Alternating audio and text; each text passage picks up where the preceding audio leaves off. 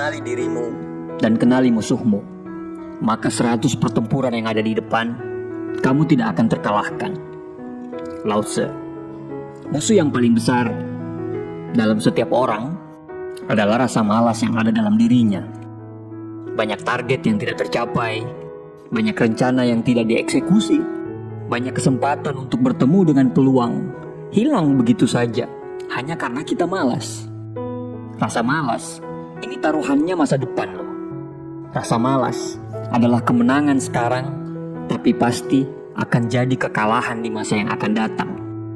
Buya Hamka berkata, salah satu pengkerdilan terkejam dalam hidup adalah membiarkan pikiran yang cemerlang menjadi budak bagi tubuh yang malas, yang mendahulukan istirahat sebelum lelah.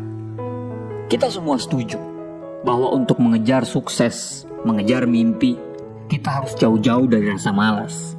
Namun, tidak bisa dipungkiri, rasa malas atau yang sering kita sebut dengan istilah mager, seringkali kita alami dan sulit kita hindari. Faktor mood dan suasana hati seringkali menjadi alasan kita untuk memaklumi munculnya rasa malas. Dan akhirnya, kita tidak mencoba dan pasrah melawan rasa malas tersebut. Faktanya, peneliti mengatakan bahwa kurangnya motivasi akibat dari rasa malas ini lebih banyak dipengaruhi oleh faktor biologis, bukan hanya sekedar sikap dan kebiasaan, ataupun suasana hati dan lingkungan. Menurut informasi yang didapat melalui Life Science, sejumlah peneliti dari Oxford University melakukan penelitian dengan menggunakan magnetic resonance imaging, alat yang menunjukkan gambaran belahan otak manusia. Penelitian ini bertujuan untuk meneliti motivasi dan rasa malas. Hasil scan menunjukkan bahwa ketika orang memutuskan untuk melakukan sesuatu atau ingin berkegiatan, area premotor pada otak akan menyala, dan titik lain di otak akan mengendalikan gerakan tubuh yang akan menjadi aktif. Area premotor adalah area otak yang penting karena menuntun gerakan kita dan mengendalikan otot besar dan proksima dalam tubuh. Pada orang yang malas, area premotor pada otak itu tidak menyala, sehingga tidak memunculkan sinyal ke otot besar dan proksima dalam tubuh. Koneksi otak yang menghubungkan keputusan untuk melakukan sesuatu menjadi sebuah tindakan yang tidak efektif pada orang malas. Sehingga muncullah rasa malas untuk bergerak, lelah, lemas, karena otak harus melakukan upaya lebih keras untuk mengubah keputusan yang diambil menjadi tindakan untuk bergerak. Jurnal Cerebral Cortex yang diterbitkan oleh Oxford Academy pada tahun 2012 melakukan sebuah studi dan menemukan bahwa tingkat dopamin di otak juga dapat berdampak pada motivasi seseorang dalam melakukan sesuatu. Tingkat dopamin itu akan memberikan dampak yang berbeda di berbagai area otak. Peneliti menemukan bahwa para pekerja keras memiliki dopamin yang lebih banyak di 2 area otak yang memainkan peranan penting dalam penghargaan dan motivasi. Dalam British Journal of Sport Medicine, Dr. Richard Weiler mengatakan bahwa kemalasan harus mulai dikategorikan sebagai penyakit. Malas berkepanjangan berdampak pada penyakit yang berbahaya seperti obesitas, diabetes, dan hipertensi. Sehingga bisa disimpulkan bahwa malas adalah sumber penyakit. Oleh karena itu, harus segera diatasi dan dicarikan solusinya. Spesialis kedokteran olahraga, Dr. Michael Trinto, menyebutkan bahwa pola hidup sehat dengan melakukan gaya hidup aktif dan berolahraga adalah kunci dari melawan semua kemalasan. Namun, banyak yang masih belum paham mengenai nutrisi dan kesadaran untuk rutin berolahraga.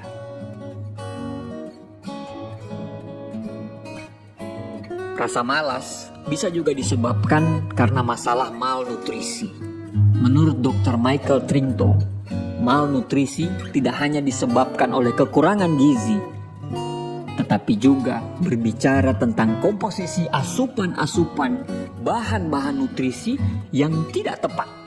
Oleh karena itu, bisa disimpulkan bahwa rasa malas berawal dari kebiasaan hidup yang salah.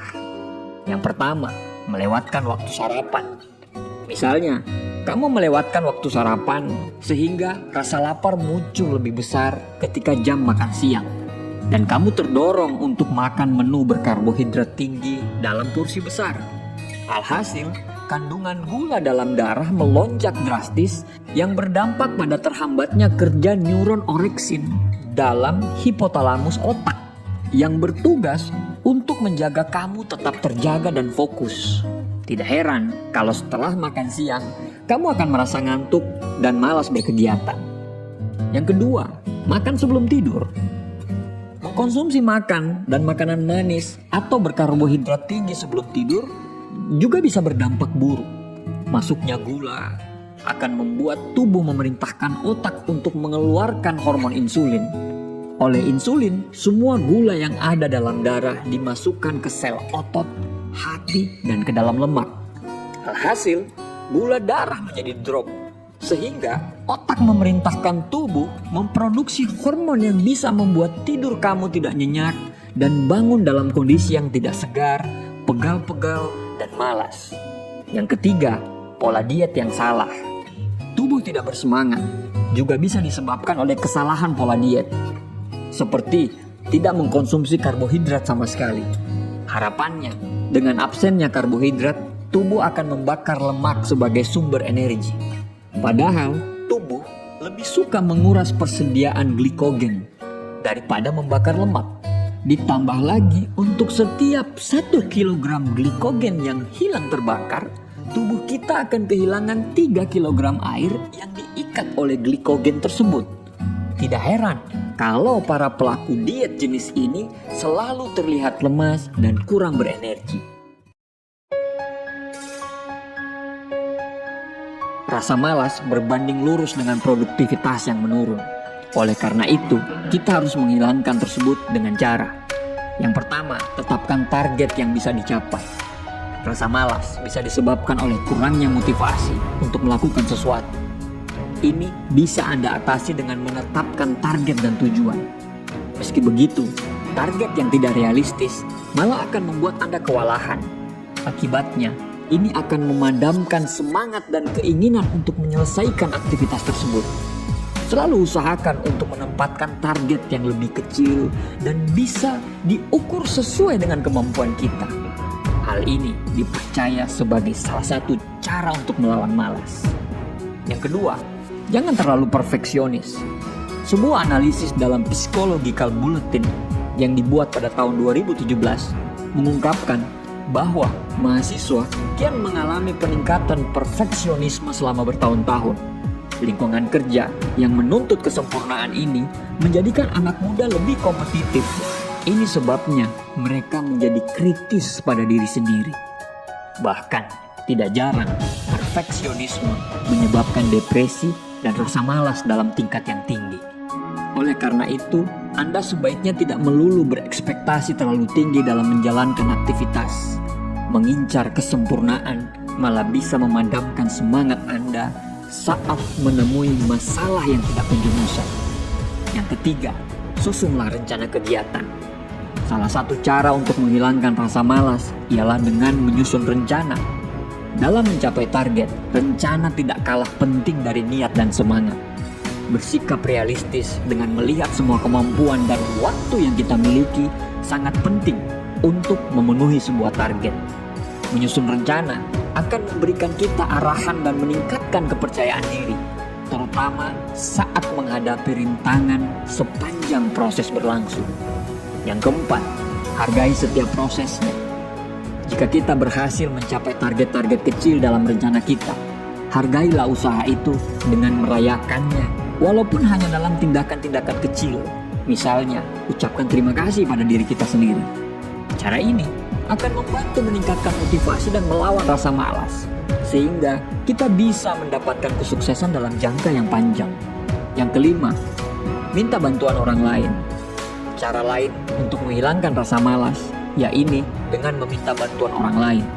Hal ini tentunya akan sangat dibutuhkan ketika kita menemui hambatan.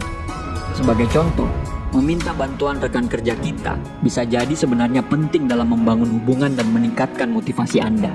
Selain itu, melihat hasil dari sudut pandang orang lain juga dapat membuat kinerja kita menjadi lebih bagus. Yang keenam, penuhi asupan makanan sumber energi.